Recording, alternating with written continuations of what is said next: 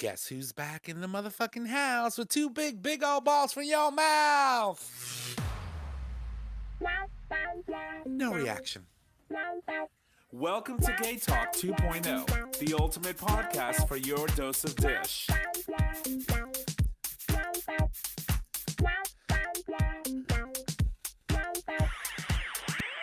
Welcome back, ladies and gentlemen, to another episode of GayTalk 2.0, an LGBT podcast streaming live on Digital Stream Radio, where you can access that live stream every Monday at 6 p.m. Eastern Standard Time, and you can do so by visiting digitalstreamradio.com. On today's show, we're going to welcome back Dr. Evan Goldstein. It is, of course, the earlier part of the month, which we always have him on, right? Usually the first week of the month. And so I'm super excited. Today's topic is going to be how to be a better top. I think that is valuable information that would allow you tops out there to learn how to not destroy me so that I'm not able to, or her, so that I'm not able to like walk for like a whole full day afterwards. But anyway, that's what we're going to talk about today. My name is Tom and I'm your host. And as always, I'm here with my amazing co-host, well, the one. Starting with the first one. Hey, y'all. Nick or Trish. And welcome you all to The Dish. Yes, we're here. No Elsie, no Chris. And, whatever the reason, they're not here. They couldn't make it. So it's just us two. And I feel like that's kind of normal, though, now. Yeah. So, but the thing is that I always find that when it's just us two, the show gets very collegiate. Like really... Collegiate or collegiate? I don't know. Collegiate. Bitch, I think in 5 languages. Don't mess with me. I know. I'm just saying. I'll cut you. So yeah, it just takes a turn for the seriousness, and I'm okay with that sometimes. And then we get ridiculous too. I also think that Chris makes it pretty political, though, so that's pretty serious. Well, yeah, but he's also very loud. What? And, very. I don't know. But anyway, we're here. First and foremost, I would like to wish everyone a happy 4th, although it was Saturday. It was a little different this year, right? There was no major fireworks displays going on unless you were in New York City and you happened to catch one of the 5 surprise fireworks displays that they threw out in all of the 5 boroughs. Yuval, David, posted this beautiful photo. That bitch lives in downtown. Oh, my God. You saw it? Yeah. Holy crap. So, and by that bitch, I mean that with a lot of love. Yuval David has been a guest of ours here on the show, and she lives right in Manhattan. So, of course, what ended up happening is New York City decided that they were going to do fireworks, but they weren't going to tell anyone where they were throwing them from or where they were, organizing it so that people wouldn't congregate and in the midst of COVID. So what they decided they were going to do was they were going to do a 5-minute display in all of the boroughs. So every borough got to do one. And then they were going to add them all together and televise this pre-recorded fireworks display for everyone. And so if you were in New York and you happened to catch one, surprise, gorgeous display of fireworks. It really was. It was beautiful. So, and then, But it was weird, though, this year for me. I was like, what am I celebrating? We're celebrating being stuck at home in COVID. I mean, you had access to a pool at least, so yeah. That's awesome. But yeah, you're right. It was different. It was more like there's so much shit going on in the world right now that I'm like, why am I celebrating this country? And I know that it sounds so fucked up, and I want to be celebratory of the 4th of July and independence and all of that stuff, but I just feel like it feels wrong almost. Well, in a sense it doesn't, and I here's my take on it. So we're celebrating independence from Britain, right? Mm-hmm. From one of the superpowers that came and colonized and took over and really well, we were a arm of Britain before the Revolutionary War. Yeah, and so now, you start to think about people that were already here before anyone ever even got to this continent, and you start thinking about all the stuff that's going on, and really, what are we celebrating, right? Mm-hmm. And so it just feels like, although I am proud to be an American, I'm proud to live in America, and I love the fact that, to an extent, and even now after the last Supreme Court ruling, I have a bit more protection, and I'm considered to be equal by law. I'm still a little hesitant about all the temperature in the country and things that are going on, things with the black and brown communities and all of this craziness that is being Exacerbated. exas, exas, Exacerbated. exacerbated. Yeah. Okay, did I do it? Okay, thank you. By COVID, right? And so we're also happen to be in the middle of a pandemic. It started in March And it's just getting worse. and it's just getting worse. So we were starting to see better trends in some states, and then all of a sudden things are reverting back, and so we're starting to feel that stress, right? And when you think about celebrating Fourth of July, even the feeling was different, right? hmm You couldn't go to a beach, or you couldn't go to, But plenty of people did. of course, and watch fireworks displays. But I will tell you, the neighborhoods around here, they went all out. I don't know where the hell they got all these fireworks from, but they were blowing them shits up. My poor dog, Fitz, didn't know what hole to stick himself in or dig himself under. It was just really heartbreaking to see him react because I know that's how he does. And Fitz is going to be 6 now. And he started this like around 3.5, almost 4 years into his life, being afraid of fireworks. Before he couldn't care less. And, but yeah, man, my neighborhood was lit. That's fun. Lit. And so I feel like that was the feeling around a lot of neighborhoods throughout the country. They're not doing any major fireworks displays, so people went out and Yeah. bought some and blew them up themselves. I think what we don't realize is that we celebrate July 4th, and the reality is the only people that were free when this actually happened was white people. Exactly. And I think that's what was getting to me a little bit. Also, like the fact that we have a horrible president who's not like handling a lot of issues that are going on right now well.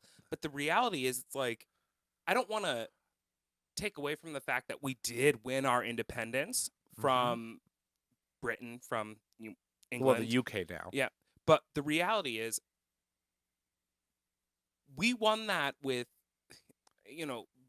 on the backs of black fighters, people that we forced to fight for us, plus us, white people were fighting, and all of that stuff too. But like, we also took all of these lands from all these Native Americans, and I'm just like, what the fuck are we celebrating? Exactly. And I want to be able to celebrate it, but I want to be able to celebrate it the right way, I guess. I think that means we have to find a different date. I don't know what that means. Like, I'm struggling with it because the reality is it took so long, and still we're fighting for black rights and Native American rights and any brown people. We're fighting for your rights constantly. You're fighting for your rights constantly, and we're sitting here celebrating the freedom that we have. I mean, technically, July 4th represents the birth of a nation, right? Well, the independence from another nation. Yeah, and the birth of a new one, right? So that was basically what it was. It's the Declaration of Independence was officially made official on July 4th, in a sense. And Yes. so, but you're right. And it was just a very, very airy feeling, it can't be. And it was also weird not to celebrate it with other people. I think that might have been part of it as well. Yeah.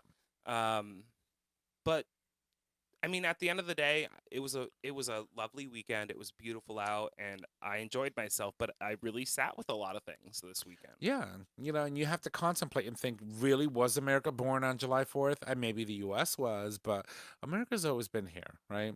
And we start thinking about all this shit happening, all this very well-deserved, like, removal of statues of, like, for example, Christopher Columbus. Here's my thing with that, though. I think that, like, removal of statues is fine, but, like, picking them up and throwing them in a river, no. I mean, you look at New Haven, everything was done peacefully. Well, it was very violent at first. It wasn't violent. There were white people literally attacking black and brown people at the beginning before the cops ever even got there. Oh, I'm not talking about that. I'm talking about the fact that the Worcester Square one? Yeah. Oh, that was violent in the beginning. No, but that's not what I'm talking about. I'm talking about the fact that, like, people kept pushing and pushing and pushing until the city itself recognized that something needed to change. The people took the power back and said, this needs to go. Instead of doing it themselves and making a mockery of something, what they did was they took the power back and they made the city recognize their power, and the city removed it. And guess what someone did? Some asshat decided they were going to go to Milford and rent a billboard Oh, right no, off I saw that. I-95 on Oh, the I saw highway, and praise someone who donated funds to put up a sign saying Christopher Columbus, the very first Italian American, blah blah blah. And I'm like, I think he was Portuguese. I don't know. Who knows?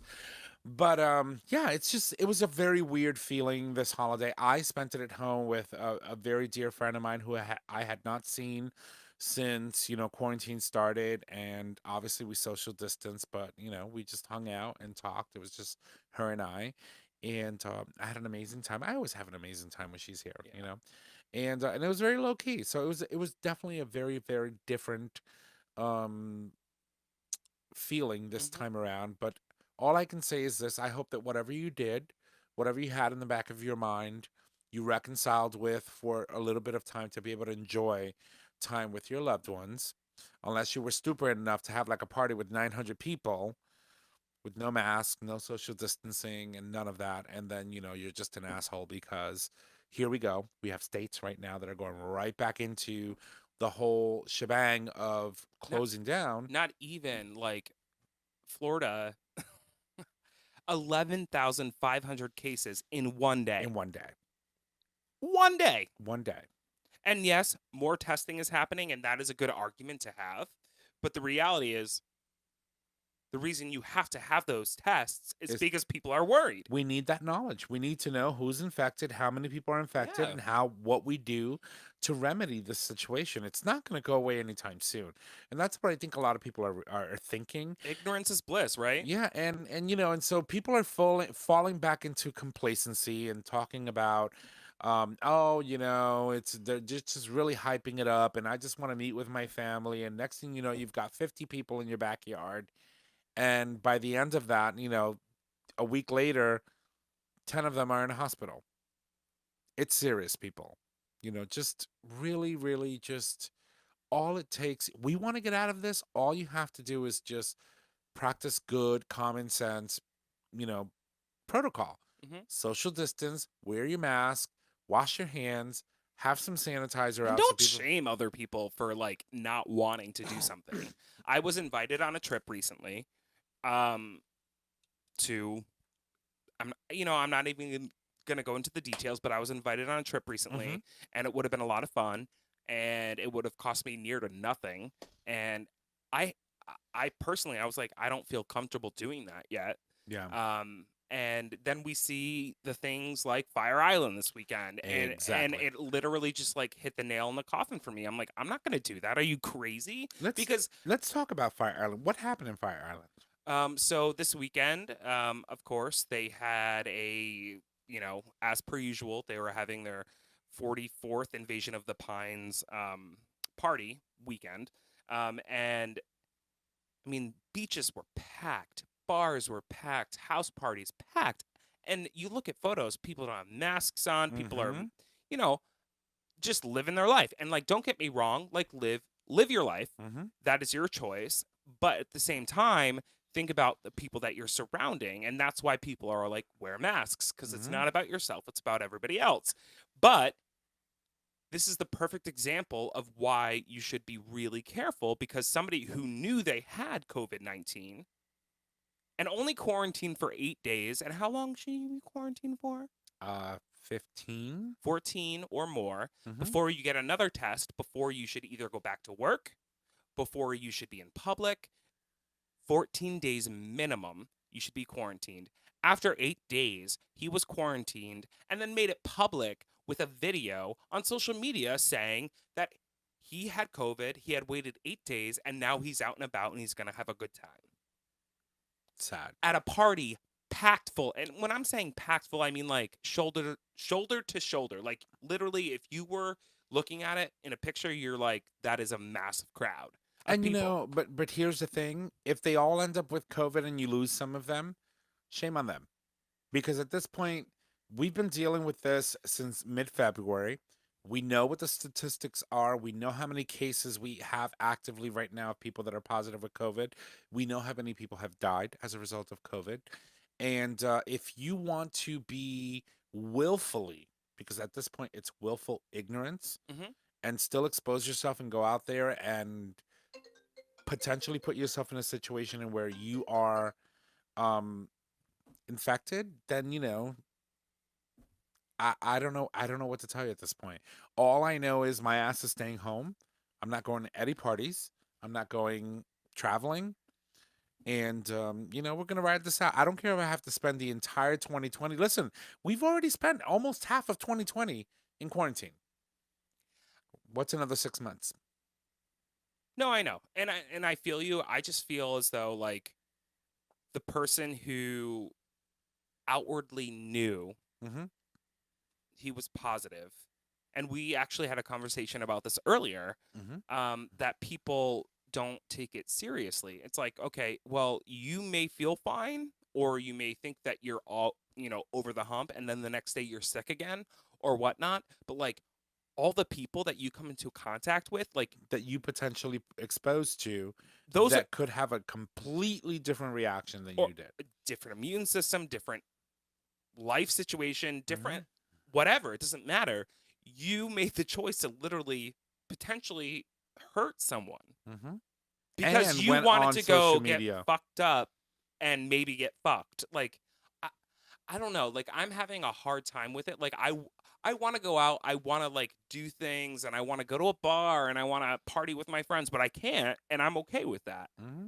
And we have been Tom and I at least have been very careful about like getting together. Have She's literally sitting next to me here, and we have this distance between us. We have not shared a hug or touched each other since February. no.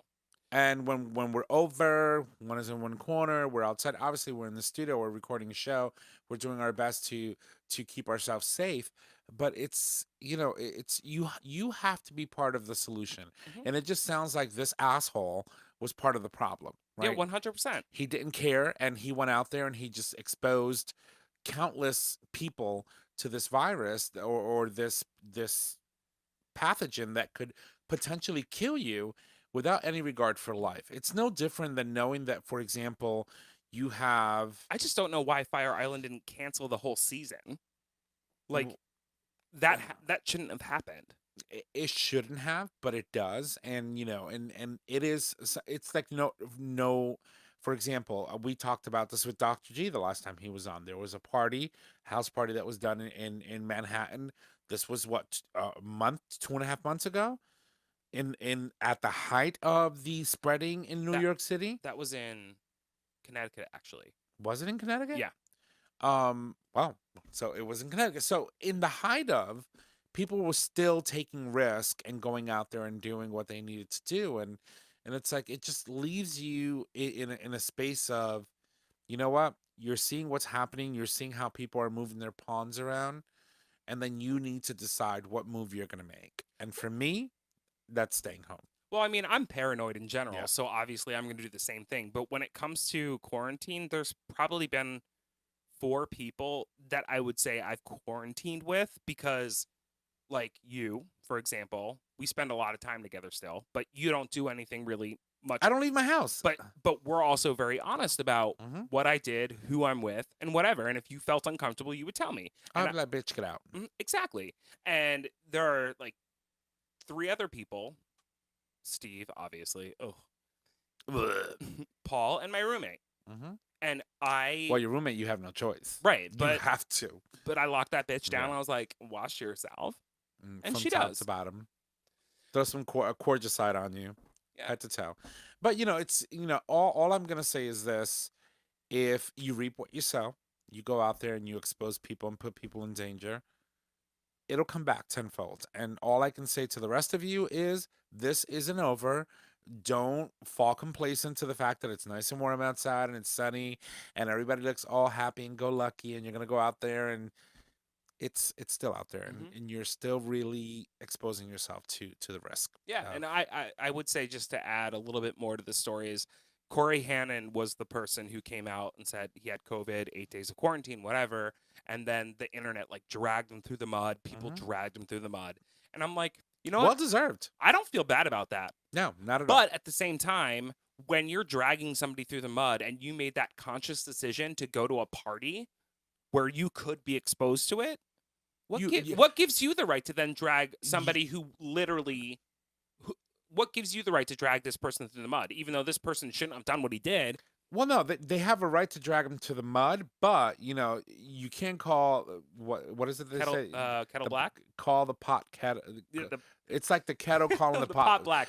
That's it. The pot calling the kettle black. There There you you go. go. So it's like if you knew that there is a very, very, very potential, or well, very high possibility that you would encounter someone with COVID, and you went to this party at the Pines in Fire Island, and then someone comes out and says, "I purposely knew that I was positive for COVID and went out there Anyway, and potentially exposed anyone," you were just as at fault for that because, as Nick said, you allowed yourself to put yourself in that predicament at risk. Yeah. at risk, knowing that you could have stayed home. Mhm. And so, it's a catch-22. Anyone who's basically interacting in public right now is you are putting yourself at risk willingly if you're going out into public spaces and not following social distancing protocols and wearing your mask and doing what you need to do in public. And so, if you get sick as a result of this man willfully doing it, you are also at fault too. Yeah, So, when I agree. It's just such a weird thing. I know people, they want to go out, they want to enjoy themselves. It's the summer, and it's a weird summer, and we have to really just be cautious. And like, okay, fine. We can't go to the bar. We can't go to a beach party with over, 1,000 people or more.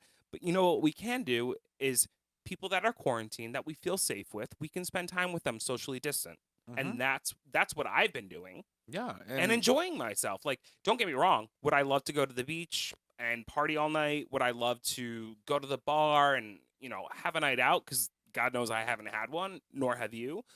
Yeah, but like, the reality is, I'm having a fine time yeah, with the people that I truly care about, and actually kind of getting to know one another even more, which is, on a different level. yeah, it's nice. Completely different level because it's not in a social environment where you can't really have a truly deep conversation.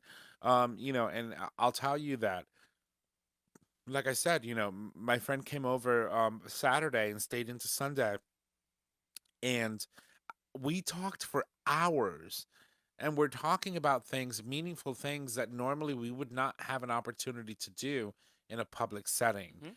And so it really has transformed our way of communicating with people. Yeah. I mean, even in a virtual space, right?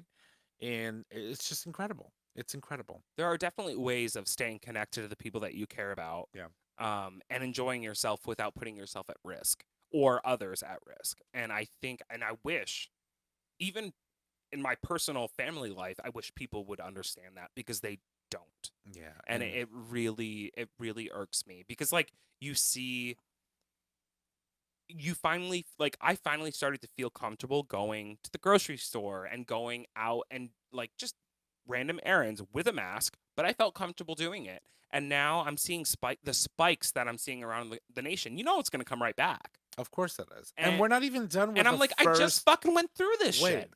Exactly. Like, I don't want to go through this again. And if everybody fucking took it seriously, then we wouldn't have to. Exactly. And I have this conversation with my mother. I told you, you know what? I'm gonna buy 2 padlocks and padlock both of your doors, and I'm gonna deliver stuff. I don't care if I have to get on a crane to deliver stuff to the 3rd floor, but you need to chill it the fuck down, because Mhm. she's been going to family hangouts, and I'm like, you can't come to my house. Even my own mother. That's where I am right now with that, and so that's all I'm gonna say about that. So I had a story that I wanted to cover very quickly before we go to break, because we have Dr. Evan Goldstein coming back. Some very interesting news, and I think it's good news. So, at a June 25th City Council meeting, of course, the story is brought to you by LGBTQNation.com. In Somerville, Massachusetts, council members broadened the city's definition of domestic partnership to include relationships with three or more adults. According to the story, Somerville Mayor Joe Kirstatone had signed the changes into law, and it is thought to be the first of its kind in any U.S. city. Among the subtle language changes in the city's ordinance, a domestic partnership is now defined as an entity formed by people rather than by two people. The phrase he and she have been replaced with they and both. With they, and they both have been replaced by all.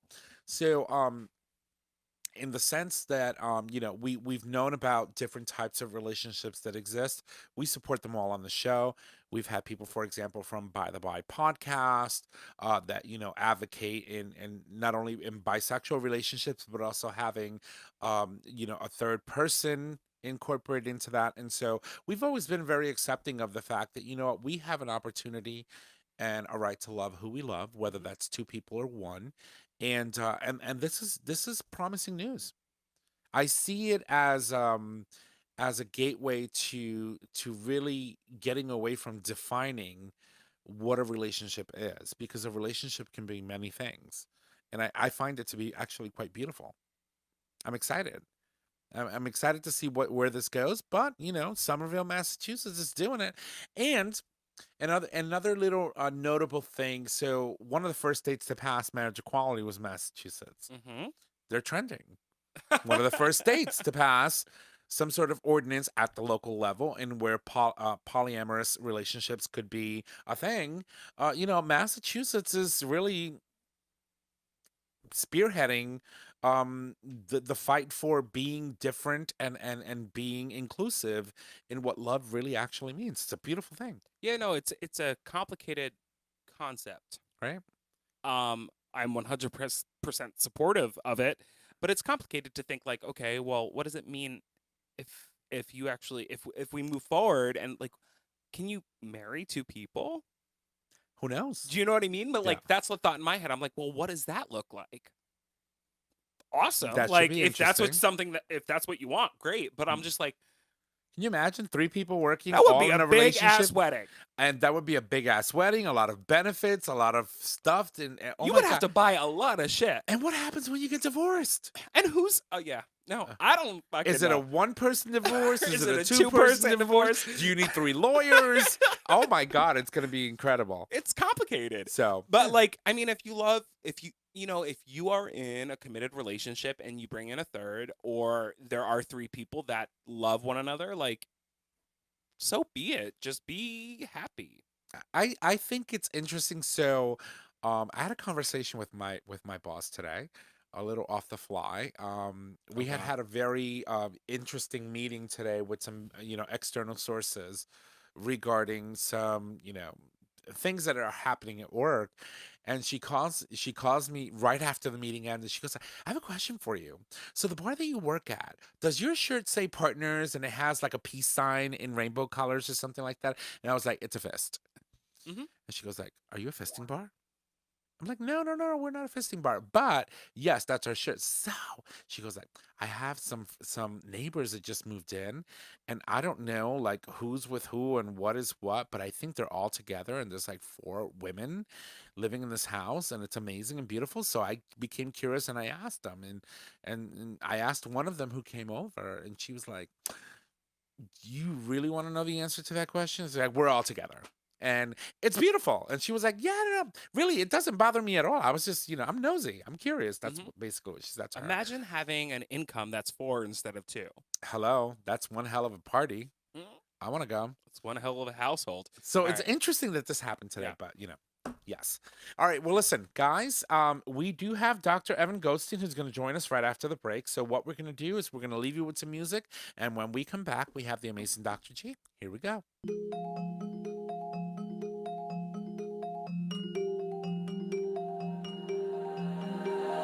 Greeted by a new sunrise. Tomorrow's hopes are in my eyes.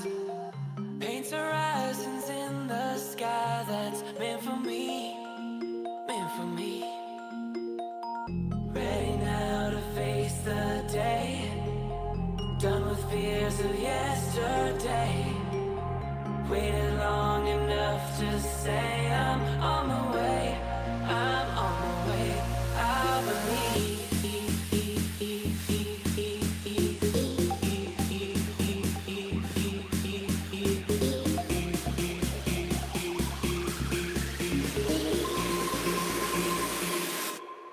I believe.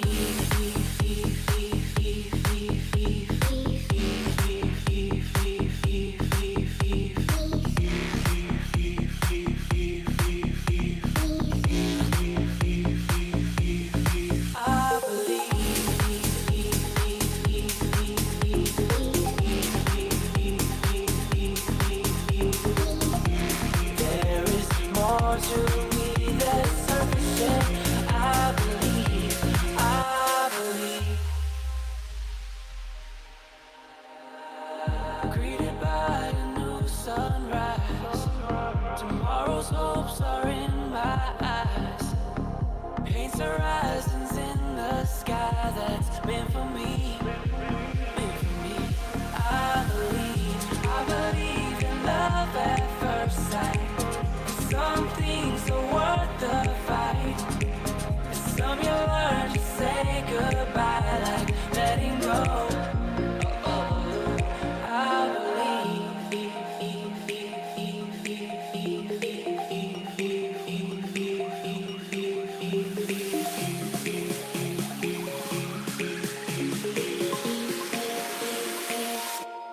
I believe.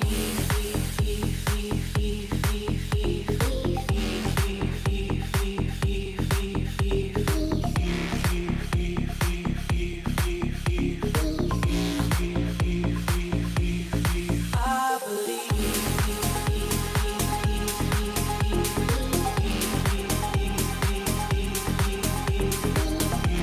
There is more to me that's sufficient. I believe.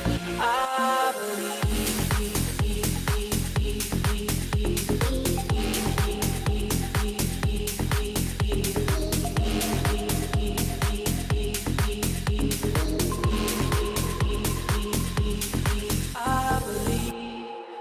All right, welcome back from the break, ladies and gents. That was Believe by Going Deeper featuring Davis Mallory. How deep? How very deep, which is actually surprisingly like appropriate for today's topic. Right? Yes. Go deep or go home. Anyway, But so go we're- deep the right way. exactly. Be gentle. Don't destroy me and not like let me walk for like 2 months, okay? So we're back, and I'm super excited. It's been a very long time since we've had the great doctor, the amazing Dr. Evan Goldstein, join us once again, and he is our guest tonight. We're back with this month's Tales from the Tail. Our topic today, of course, is how to be a better top, and welcome back, Dr. G. Thanks. How the both are you? We're well. A little empty in this side of the studio, but that's okay. Nobody sees that anyway. Uh, I get it. It's summer months now. Exactly. Yeah. So, my dear friend, how was your 4th? Everything was good. Yeah, low key, kids hanging out, couple barbecues. Everything was good. What about you guys? You looking tanner? Not you. Well, I'm just red. she's covered. Like, if I took this off, it's like literally, I'm a Oh, yeah. lobster. Gee, oh my God. You put on any SPF or what? Yeah, I did. And there's a line down my stomach to prove it. So it's like the movie. You remember the movie Revenge of the Nerds when they write dork on his chest? Yeah, that's kind of what happened. That's pretty much it. I fell asleep outside. It wasn't my fault. Oh Lord, have mercy. So Dr. G, again, it's been a while. We missed you for the entire month of June. Thank you for that wonderful message. Oh, yeah. To all of our listeners, wishing them a happy Pride.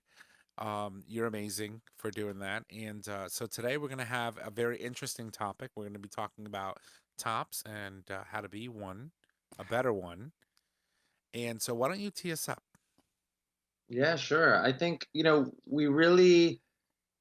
there's so many times people come to me from a bottoming perspective where they're injured, and it winds up being more so that the top has caused some of the injury. And I think a lot of it is, always thrown onto the bottom. And we'll talk a lot about obviously douching and being ready and stuff like that. But I also think like if you've ever been fucked by a really, really good top that Mm. knows what they're doing, it Mhm. just makes things that much more pleasurable. And it makes my job better because the risk of injury is much lower. So we came together and worked closely with a couple of different outlets to kind of come up with the how-to top guide. 8 tips, but I added a ninth one just because of COVID, to be a better top. And obviously, there's more to topping than just thrusting. You know what I'm saying? And why should all the responsibility really fall on the hands of the bottom? The tops really should come to the bedroom with a true understanding of all the ins and outs, literally, and the proper mechanics behind bottoming. So should we start? You guys want to start? Yeah, Yeah, of let's course. jump into it. So it takes one to know one. So let's talk about the fact that the reality is when you're a bottom, the first moment or so, it's like painful. It hurts, right? It's not unless you're like me and it's just like, It just gaping. slides right in. Yeah. But like people don't realize that they need to actually lube up and like take a second and like I don't usher their way into the hole. Yeah, Ease, but you ease, could. ease. It's ease in. But I think one of the takes one to know one for me was more of the best way for a top to know how to bottom is to be a bottom. Mm. And to really understand what it means. And you're right, the slower the better, the more lube that's there the better, the pre-dilation, the foreplay, and we'll get into that. All of those things are so important to allow for that full relaxation of the bottom. It's not just squeeze lube on your cock or spit on your cock and shove it in, right? That's not the issue. And I always try to say, like, and we'll get into it, like tops are notoriously dominating, Mhm. right? And yes, you can be a dominating top, but in the beginning stages of entering, it really should be the bottom that is taking more of the lead to make sure that everything is fully dilated, fully lubricated, and appropriate initial steps. So I think for me, so many tops come to me and they're tops because they're having anal pain, or they've tried to bottom and they bleed, or they have issues associated with bottoming, and a lot of them really would like to bottom, but yet there's a functional limitation that's there. So what would you say though? Because I feel like for me, for example, people that I've been with have been tops, quotes, right? So like only tops.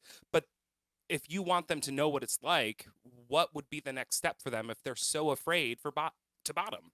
Yeah, I think first off, if you really may want to come and see a physician, or come and see me to see and make sure that there's not something very, very simple that can be done either in the office or in an operating room. A lot of people, just from shitting and living life, have issues that limits them into the bottoming world. So I think one thing is to see somebody that can understand your anatomy, take a look and make sure that it's ready from a bottoming perspective.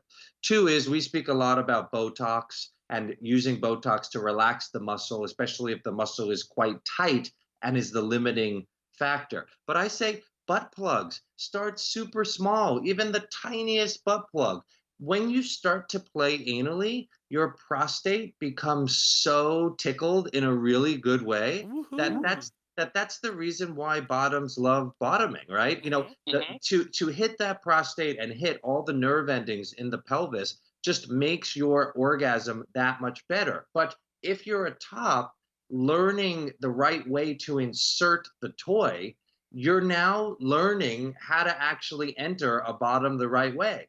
A lot of lube, slowly inserting until you hit resistance, holding it there, trying to kind of relax the pelvic floor, come back out again with the toy, relubricate again. You start to see like the flow of, oh, this actually feels really good, and it's an easy motion. And unless you have something up your ass, it's hard for me to tell you, hey, this is the right way to do it. You Yeah. need to kind of feel yourself. And no, bottoming shouldn't be painful. yes, in the beginning stages, it's you may have a little bit of discomfort, a little bit of irritation. But if it's painful, if you're bleeding, if there's issues that are limiting you, stop, take a couple of days off, try it again, or go and see a professional. So I think the take ones to know one is really start playing with your ass, even if you're apprehensive. Play a little bit, see how it feels. A lot of people are more tops because of the internalized homophobia. And how do you work towards feeling the positive sensations of anal sex? And that, I think, hits number one exactly where we want it. Yeah, it's like, a lot of tops need to realize that this is not going to play out like a scene in freaking Brokeback Mountain, right? It was just Right. like, I hope not. and just shove it in, and things are done. One of the best things that you can do for yourself is obviously what's being displayed behind you. So if you can move a little bit over to your Yeah, right see, or left, I can see it says relax right on your wall. perfect. No better words have ever been created in regards to being a bottom. I'll tell you, for me, a personal experience. Oh God. I have been having a one night stand with the same guy for 23 years, right? We've never committed. So for me, it's a one night stand, right? But it just keeps happening continuously over and over and over again. That's But not a this, one night stand. it is for me Okay. because he's not committing. So, you just come over, you're done, your Uber's ready. But I will tell you this, the man knows how to put it in a way that I'd never feel any pain at all. He's incredible. And which is why 22 years later we're still doing it over and Oh over my again, God. Yeah. and we don't get married. So- But it works. So we've gotten through one of the 9 tips, but number 2 is being ready. And I think that this is really important to talk Mhm. about because there is a lot of shame with bottoms when somebody, if you will, shit the dick or not, if they're not clean enough or whatnot. But I think it's important to talk about it because not only have you developed Future Method, which helps people clean out, but you also talk a lot about, people that over douche and douche too much, but the stigma for bottoms with tops, and with tops thinking, oh, well, this person can't bottom. So let's talk about being ready. Yeah, I think it's totally multifactorial, right? People think it's just about douching, but we know that it's kind of entire whole body and gut, appropriate treatment like fiber supplementation at nighttime, a ton of water, making sure you're going to the bathroom regularly. Obviously, if it's Taco Tuesday and tacos give you diarrhea, like no bottoming that day, right? So Or Wednesday. a lot of it is understanding your own body Mhm. habits and also understanding like what foods or what lack of foods you need to do to make sure that you are indeed ready. Now, from a top perspective, you're right. There's a ton of shaming that's there, and you can. I mean, I understand nobody really wants shit on their dick. I mean, No. there are definitely people that are totally okay with it. There's some people that love to be shit on. That's a fetish for sure. Uh-huh. But again, a lot of people it's a complete turnoff. But the reality is that it shouldn't be a shame from a bottoming perspective. It is going to happen, especially in your 20 years of one night stands. Mhm. Periodically, 22.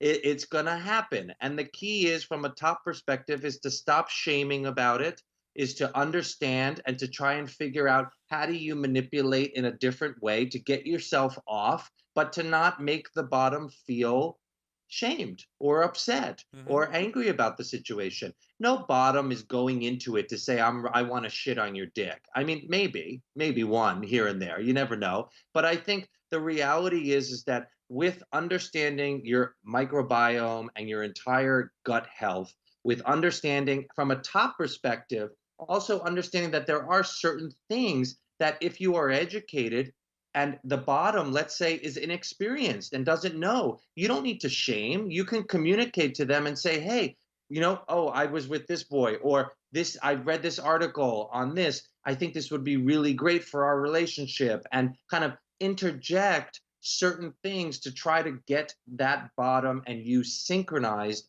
from a sexual perspective. Yeah. And Future Method, we launched it because I started to see people over douching with a ton of water, shower shots, and all of these things. People were in there, and porn ready. We talk about porn ready. That's just unrealistic. And when you look at that, there's so much damage from doing that porn ready cleanse that the reality is that we wanted something that was going to take into account all the stuff we already spoke about, but then gently clean and irrigate and really make sure that you're getting rid of the excrement that is there in a way that makes you feel sexy, that's not harmful because it is appropriate pH balance.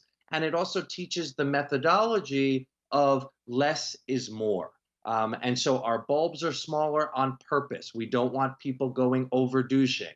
The liquid that we're using has an appropriate cleanser so that it can actually get rid of fats and oils, which is in shit, versus water, which doesn't mix with those oils. So the science behind all of this was, how do we create a culture where people are willing to talk about it, both on the top world and the bottom world, but in a positive way, not a shameful way? Well, and people also need to realize that, in the end, what we're using to please ourselves, whether you're a top or a bottom, is anatomically intended for waste, right? Right. And so it is expected that you're going to find something. There's no way that you can 100% be squeaky clean unless you literally like just cleanse yourself with diuretics and everything and not eat anything for like a week.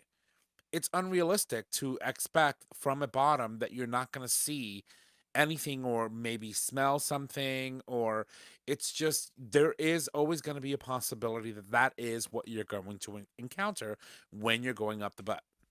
And I think one of the things I always say is, when things go awry, and that's one of them down below, literally. Mm. Um, I think it's number 8 is honest feedback. Yeah. One of the things that I think is key is communication, positive, negative, and kind of, but also on your own sense, right? Mhm. Like from a top perspective, analyze how you're topping.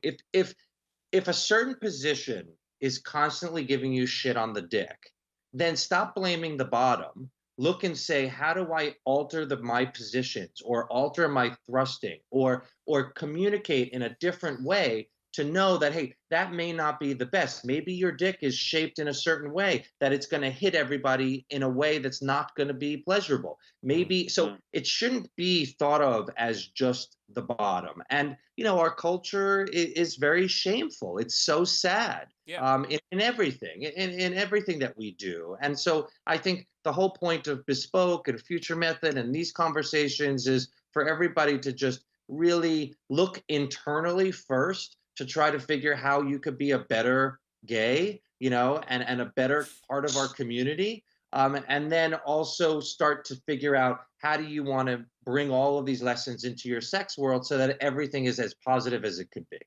And I want to talk about foreplay, which is number 3. But first, I want to go back to what I want to talk about one night stands. So a lot of people have these moments where they're a bottom and a top is fucking them or whatnot. But like, how do you feel how do you communicate to somebody when it's a one night stand? Like, what do you do in that situation?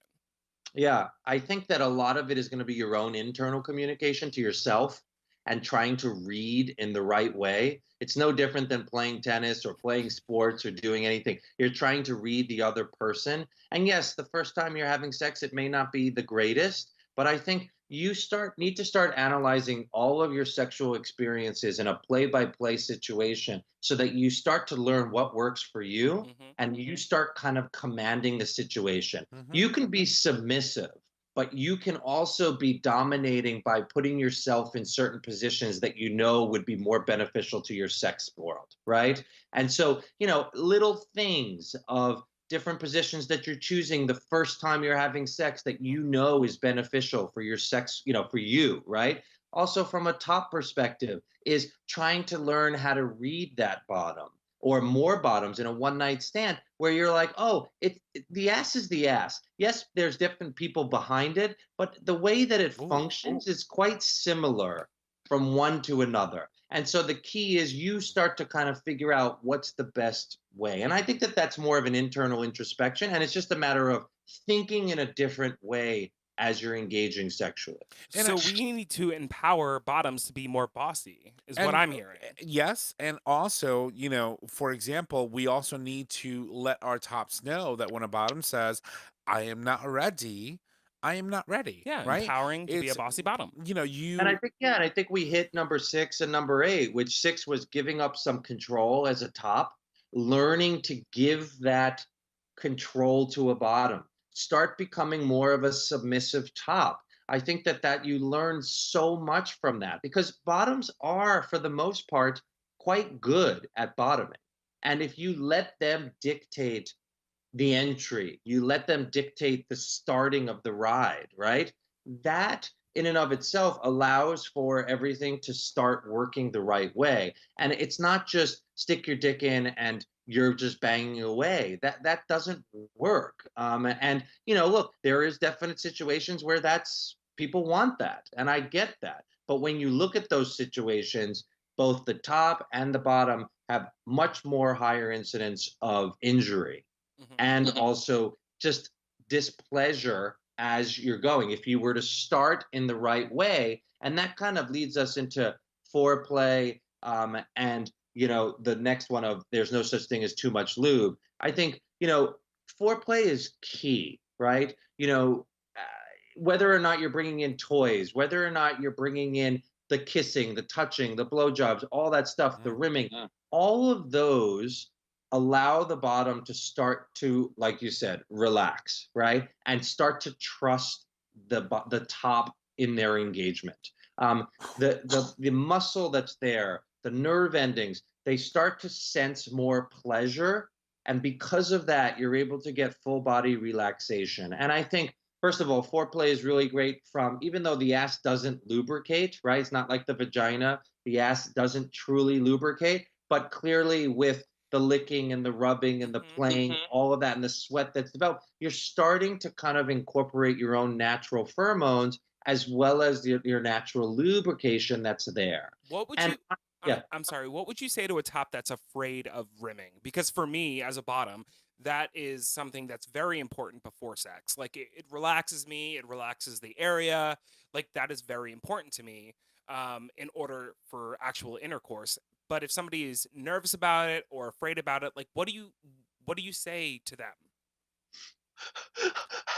I lick, say, lick. I mean, Jesus Christ, how can you be afraid of that? It's the best thing ever. It's No, like, but like people get ah, afraid because like what if I get sick? What if I get pink eye? What if I get it. I get it. I think a couple of things. One is that if you're gonna lick and rim, or at some point you're gonna get something, whether it's a bacterial infection, whether it's a parasite, it's gonna happen. And there's certain things that we could do to try to mitigate that. Obviously, whether the just cleaning externally, after rimming, Listerine mouthwashes for 20 to 30 seconds with a good gargle during that time.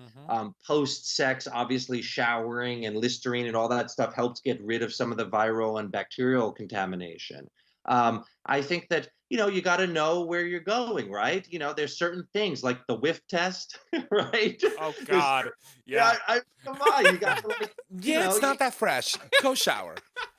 so it just depends on where you're at. But I think that foreplay and the rimming is really, really good. And it shows from a top perspective that you're kind of getting yourself into the mood from a bottom to now really start getting them fully gaped and relaxed. And I think for me, I push people much more into toys. I know there's a lot of phobia with toys, especially bringing toys into sex play. So from a bottom perspective, if somebody's coming over, I would say use a toy beforehand. It helps spread the lubrication. It helps dilate you. Same thing with if you're a top, bringing toys into or letting a bottom use a toy while you're kind of doing other things, sucking on them, playing, doing all these other things, because it's going to allow the muscles to fully relax. It's also going to help spread the lube.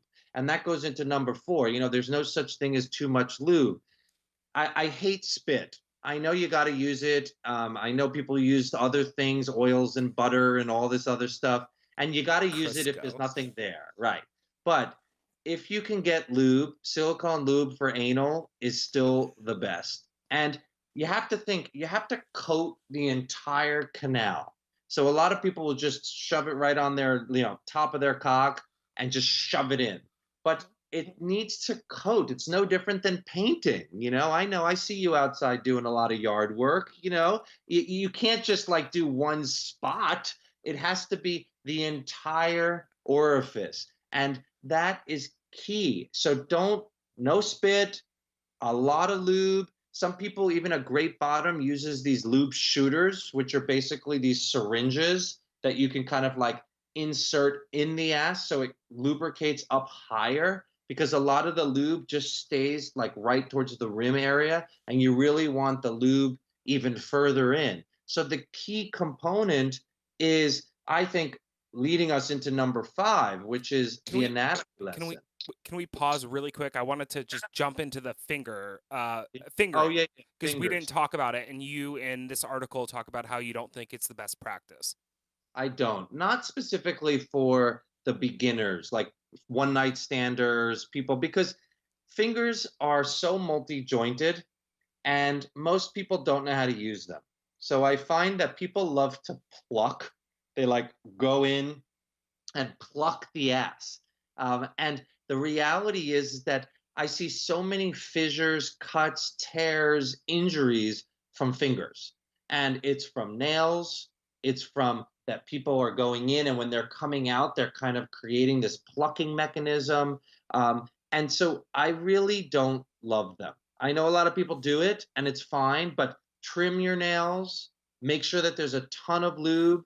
Remember that when you're coming out, to not make like a hook. You really want to just go in and go out, 2 fingers, things like that. There's so much variation with fingers, especially in one night stands, that I don't love them. I would say, wait until your relationship develops a little bit further and you're able to make sure that they know what they're doing in terms of fingers before you just let people kind of pluck away. Because I just find that they just cause so much injury. Yeah, at that point, like if you know each other at that point, you can smack them upside the head and be like, "Bitch, that hurt." Like, don't do that, right? You Sorry. can't do that with a one night stand. No, you can't. So I didn't mean to move no. the conversation, but let's talk about the anatomy, because this was really fascinating to me. There are 3 levels of muscles in the butt. Am I correct? Yeah. Doing Yeah. the So butt. the ass is not very complicated, right? It's skin and it's muscle. Yeah. That's it. And there's blood vessels obviously that are there. But the key for sex is, how do I get the skin to fully relax? How do I get the muscles to fully relax? And there's 3 sets of muscles. If you squeeze your ass right now, so squeeze your hole. I'm doing it. I just did it Okay. right now. You're squeezing 2 out of the 3 muscles. I know I'm Now- squeezing all 3.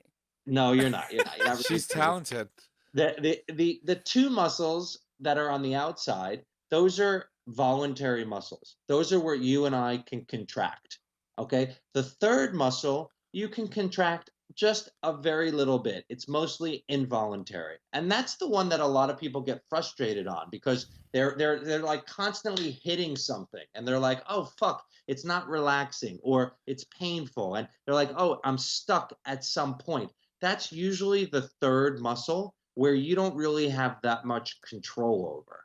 And so I tell people, when you're using toys, first of all, use toys on your own so that you understand your anatomy. And that's going back to the top saying, hey, you really should bottom, or the bottoms empowering themselves to use toys to know how do you engage and how do you relax those 3 muscles, right? And it's literally, when you're putting your toy in or the cock in, you're a lot of lube, but you're going in.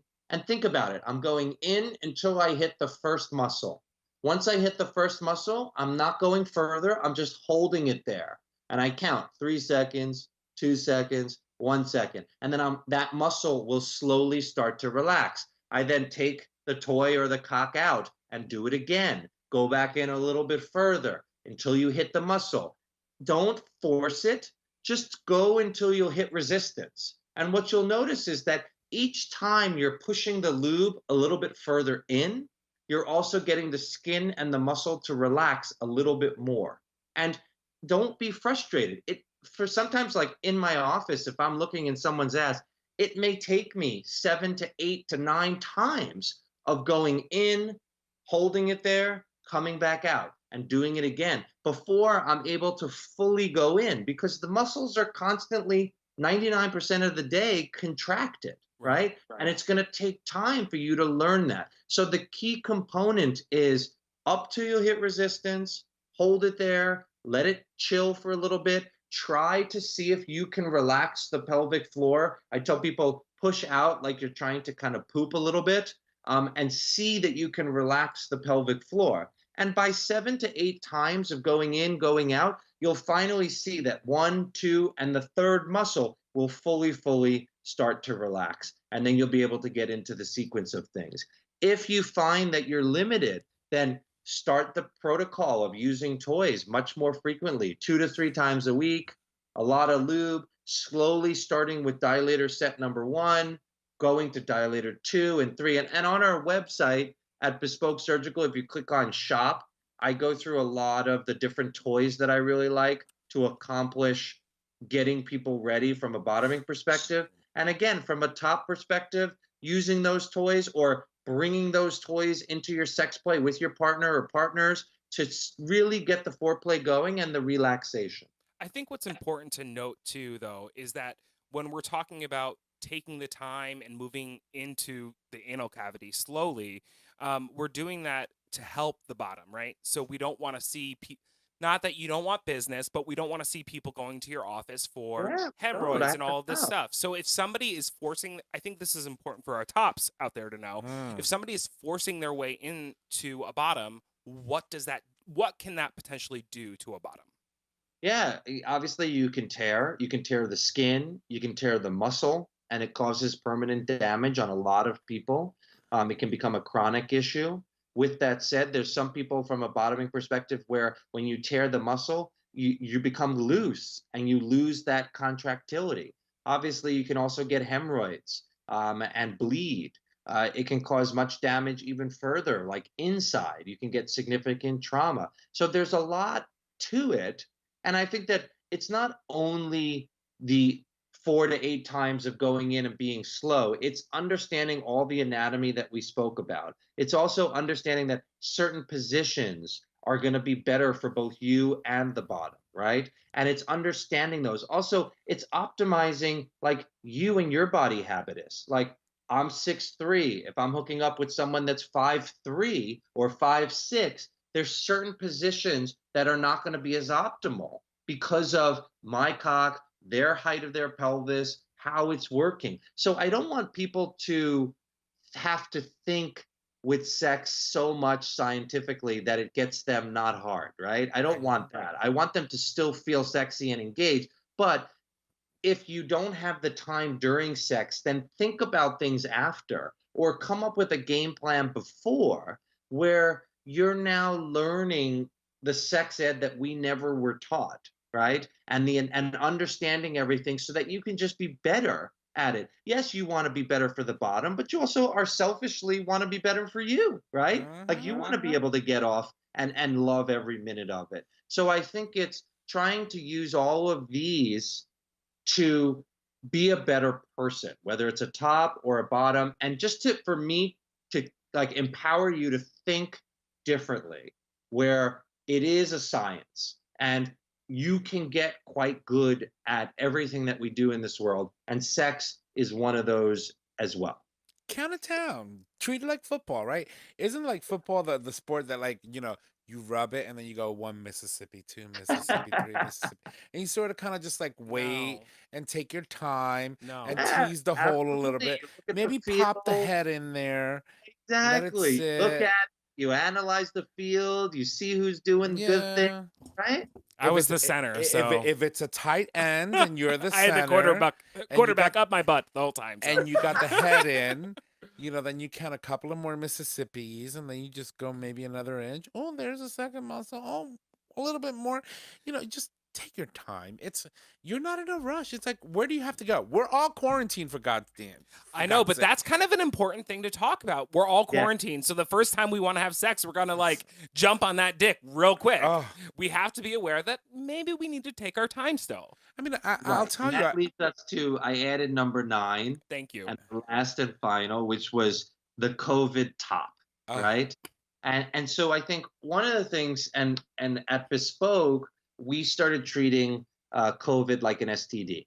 And so we empower people to get checked, both obviously the antibody, though there's still a lot of questions with that, but more so the active tests. And so at our office, we provide the active testing, and it could be done once a week, it could be done once a month, but you have to start analyzing your risk, especially with how you're engaging and who you're engaging with. And like, for instance, we work with sex party promoters to test everybody 2 days before the party is happening.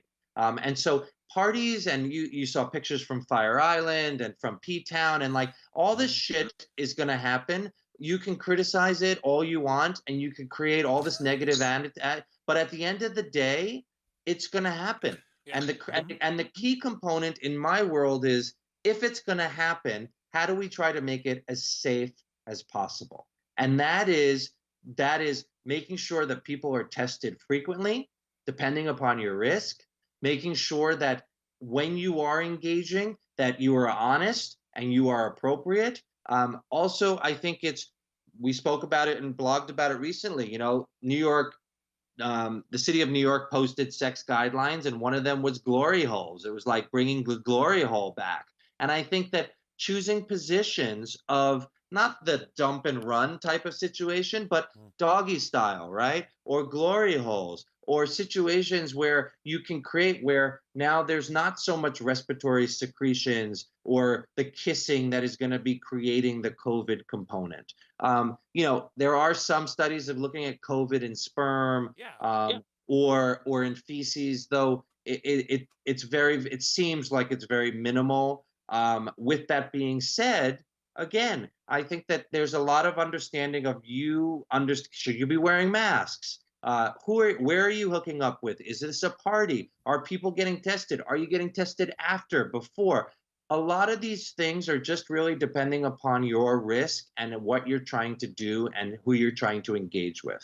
Choose partners that are in the same boat as you, that are thinking along the same lines of being safe. Make sure that you're hooking up with people. If you're hooking up with people or a new person, don't be ashamed to say, hey, you know what? Why don't we get tested? And make sure that you don't have active COVID before we engage and hook up. And I also say, use this time also to check out all the other STDs. There's so many people that have asymptomatic chlamydia or other issues that are going on, HPV, anal warts. Get a full STD evaluation while we're doing active COVID testing, and look at risk now in a way that's going to minimize as much trauma and much risk to anybody. Or do what I suggested we did, like 2 months ago. Remember, I was talking about one of my little friends that wanted to come over so bad, and I was like, we were trying to figure out a way of doing it the safely, and window, I'm like, right? yeah, just stick your butt right through the window. I'll work my magic, and then you just hang outside. My neighbors will have a riot with that. Come up with ridiculous things, and let's find out. Ask the viewers, man. Let's have some people. What's the best COVID sex that anybody has had to prevent and minimize their risk? Right? I put my butt through a basement window. Yeah, like pretty much, or through the first floor window. I mean, my neighbors would really get a kick out of watching somebody's hands and legs hanging out a window. Oh my god! While their butt is inside, I'm sure you know. Seen it. I'm sure they've seen it already. No, In this house, probably. Oh, she's nasty. No, you know, but that aside, I mean, we know that COVID now we're 4 months, I would say, into this whole pandemic thing. Have you learned anything new in regards to COVID-19 that we didn't know 2 or 3 months ago? I think the problem is what we don't know, right? And people don't want to say that they don't know. I think America's is fucked right now, literally. we're not like a simple island. You know, my partner always like, oh, Taiwan, let's go to Taiwan. Taiwan's great. Yeah, I get it. But when you have the capacity and you're an island that's able to shut yourself completely off, and you have people in a population that are willing to abide by what is appropriate, you're able to do that. In America, it's just a shit show, you know. And I don't know. I think that it's right now. I feel like you need to fend for yourself, and I think the way that me and my family are doing it is we are continuing to shelter in place as much as we possibly can, and letting everybody else be the experiment out there, and seeing what happens and looking and analyzing everything because it's how you see it right now. It's like party after party, exposure after exposure. Now, most people are asymptomatic, right? And so now you kind of go into it to say, well, here we are, where most of those people are 19 people that are at a a party that got sick, are asymptomatic, and so if they're quarantining themselves and they're minimizing that, in theory it should dissipate, but it's I don't know the right answer. It's scary. It honestly is a scary situation. Nobody's ever seen this before. It's pretty incredible and very surreal to be experiencing this, to say the least. But I get checked every 2 weeks. I nasal swab myself every 2 weeks. I don't have the antibodies. Obviously, I wear masks just like everybody else. And, I think you just have to determine, hey, what would be the best for you? Is it every month? Is it every 2 months? What is that situation to get yourself tested? And I think having access to great healthcare, making sure that you work with wherever you can to get in, get out, get your testing, and do it, and really, really own your own risk, because nobody else gives a fuck about you, honestly, unfortunately. I mean, you're right, though. I mean, I feel like, you were talking about Fire Island. I mean, we talked about it earlier. We had somebody who knew they were positive with COVID and went anyway, and then they got slammed all over the internet. It's like, if you know you're positive, why are you doing that? Like, you really have to look out for yourself and make the decision that best works for you. But but we had the conversation, and we also mentioned too that it is also the responsibility of the other people attending to know that there could be some asshole who's gonna know they're positive and come anyway and potentially expose you. So if you decided that you put yourself in that predicament, in that situation, you have your own risk, and absolutely you made that decision, and you are just as much to blame as anyone else. I agree, and I think that the reality is that if you probably tested everybody at those situations, I bet you there would have been a tremendous amount of people that were positive and didn't even know they were positive. So the reality is that you're going to that situation that you now need to know that there is complete risk. And there has always been risk. I mean, think about how many times you stick your dick in somebody and they have chlamydia, and you don't even think anything about it. Why are you tapping me, bitch? But nasty. You know what I'm saying? There is risk that now, because of COVID, people are thinking about risk. Now there are people that are doing something about that risk, and many people that are back to where they were, which they don't give a fuck and they don't care. And so again, I think looking at this is just like back to this talking points of being a better top. The bottoms need to go into the situation thinking that the top doesn't know how to bottom, and the top doesn't know how to top, and vice versa. You need to go into situations owning who you are and understanding your own risk and trying to mitigate your own before you can help others, because the reality is that they don't give a shit. Agreed. Well, my dear doctor, you're like my personal once a month like doctor's visit. I want to thank you. I want to thank you for always being so open and so in your face about how we talk about medical. That's one of the things that I love about you the most, is like you're honestly speaking in a way that everyone can relate to when it comes to medical issues and topics, especially surrounding the LGBT community. And you're just freaking amazing, and I love you. And your butthole, and everybody's and his butthole. So But no, I appreciate it, and we got to keep doing it and enjoy your summer as much as you can. We're And trying. remember, obviously, hit us up on DM, Bespoke Surgical, and check out Future Method. And the tagline is at the Future Method. We just launched with a new product, I which is know.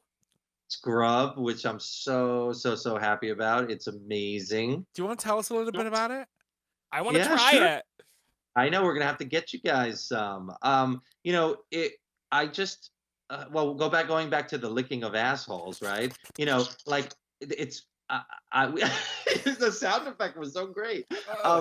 It's so great, but when you go down there, you want it to be obviously super clean, and there's certain scents that get you totally rocking. And with Andy, my partner, I know every time that he wants me to lick the hole because there's certain things that he puts on that I'm like, oh my God, I'm into it. So I literally was like, well, I can't be the only one. So we wound up working with really great scientists and really great people to get not only kind of a pre-play scrub that really helps, but also more the post-play. So after you're done, we have really great exfoliants that are in there, many different sizes to get rid of excrement, cum, mucus, lube, getting rid of all of that. And then the smaller kind of particles that really help shine and give a really great hue after. And also it has a lot of soothing capabilities in it. So post-sex, it really gets your ass back to where it needs to be. It's amazing. And the scent,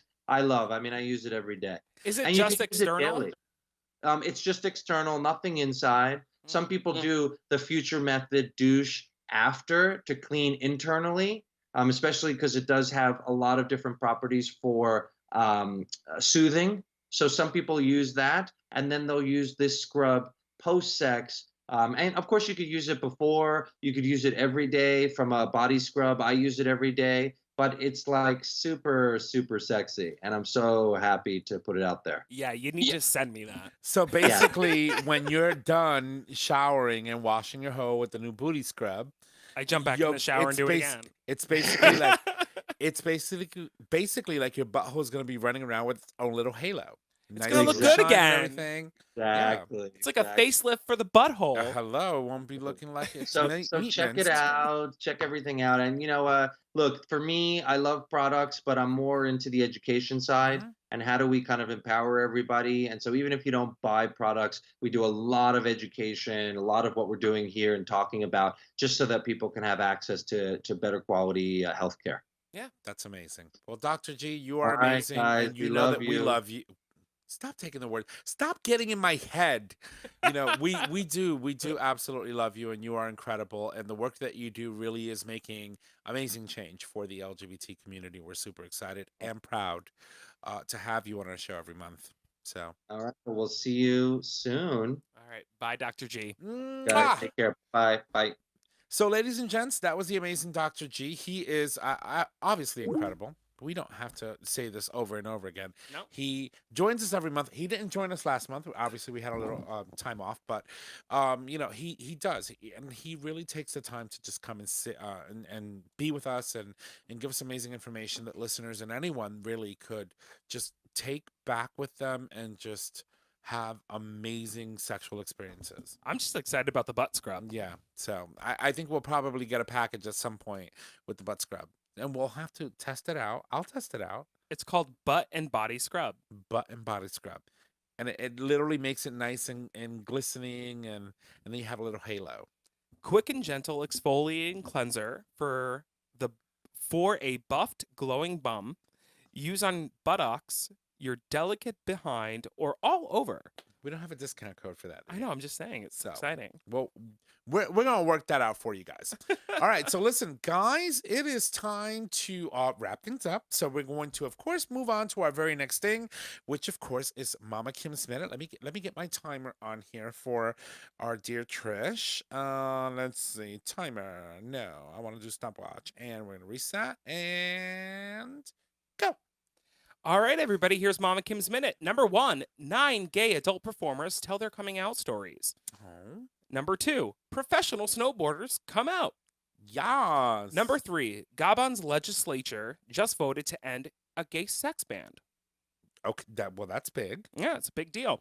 All right, number 4, gay congressional candidate Richie Torres destroyed the most anti-LGBTQ politician in New York. God. Number 5, oppose LGBTQ rights ? Trump campaign advisor says you should vote for him. Sucks to be them. 34 seconds. Good job, girl. So, 2 things. First and foremost, the gay congressional candidate Richie Torres. That was gonna be my story today, but I was like, we've been winning a lot of winning in the past 3 weeks for the LGBT community, especially with the Supreme Court ruling. So, I wanted to talk about something different. Obviously, being polyamorous and different is something that needs to be communicated. So I went with that instead. And then of course, the other thing was You'll find your point. no, I was looking for the other story. Sorry. Oh, anytime, for example, an athlete or someone who's prominent in public spaces or has a public presence comes out, it is a beautiful thing because that means that you just influenced some youngster who's thinking about the fact that they aren't good enough or maybe contemplating suicide, and they may look up to you as a human being, and you coming out and you do it and they see that, it empowers them to think that they can too. And snowboarding is like a broy Yeah, sport. Like of course. it's like I don't even know how to describe it. It's like this like It's very machismo feeling, right? Yeah. So having people come out and being pro snowboarders, like it creates an environment where like, well, I'm just as good as them. I'm going to do Of it too. course. So And it's a beautiful thing. So more power to you if you are an athlete who's contemplating on whether you want to come out or not. Just think of the impact that you will have on thousands and thousands of people that may look up to you as an individual that may be contemplating the same, and it's just a beautiful thing to see. We don't want it to be a thing eventually, right? Like why do we even need to come out? But doing so right now helps countless people, and so thank you for doing that. Yeah. So, Trish, no, it's you. what's next?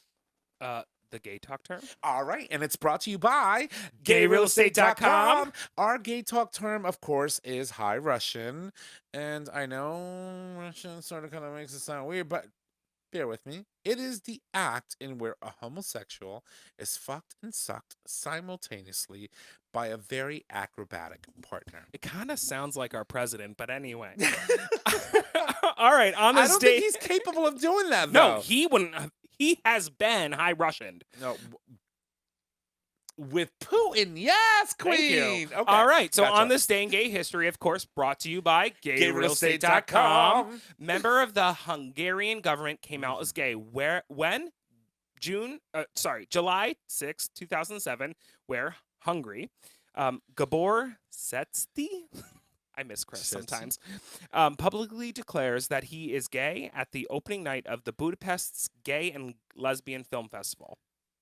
This makes him the very first out LGBTQ member of government in Hungary. That's amazing. That's awesome. All right. Well, ladies and gents, I want to thank you all for joining us today. If you love the show, make sure that you go subscribe, rate, and review on your favorite podcasting service. By subscribing, you get the latest and greatest of our show delivered right to your web browser, your favorite device. As soon as our episodes are published, you can also support us on Patreon, which, of course, allows you, our listeners, to support the show with a monetary donation. Those donations are collected monthly and can be in any denomination of $1 or more. Trish? And next week, we welcome the daughter of Linda Stay. We love Linda Stay from Squatty Potty, not formerly Squatty Potty. We welcome her daughter, Amanda Barrick, a poet promoting pride and solidarity. And it's beautiful. And, there are certain people throughout the trajectory of the show that I've been impacted by. Linda Stay is one of them. 100%. And I'm super excited to have her daughter come join us because a lot of what drove Linda Stay is her children. And if you have an incredible mom, it is only but to say that like we do, your kids are going to, do incredible things. like Mom and Kim. That's right. All right, so thank you again to our guest, the one, the only Dr. Evan Goldstein. And don't forget, you can get your discount today for the Future Method.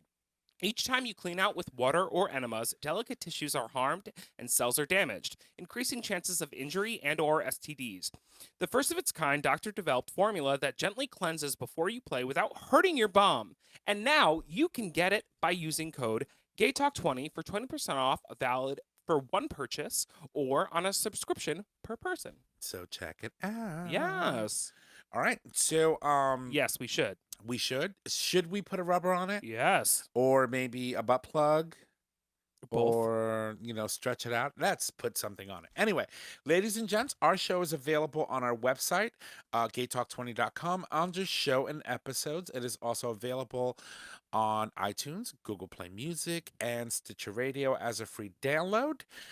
Nicholas? Yeah, I announce. You can find us on social media, Facebook, GayTalk 2.0, Instagram, GayTalk 2.0, Twitter at GayTalk20. You can email us at gaytalk2.0@gmail.com. Tom, take it away. And if you need to reach out to us, just head on over to our website. Again, the website is gaytalk20.com. There you can leave comments, you can suggest topics, you can submit a question for the cast or an individual host, or you can call us at 334-GAY-TALK. If you need all the digits, it is 334-429-8255. Don't forget that we do stream live every Monday at 6 p.m. Eastern Standard Time, and you can access that live stream by visiting digitalstreamradio.com. With that, ladies and gents, that has been our short show for today. I want to thank you all for joining us, and y'all have a fantastic night. Bye!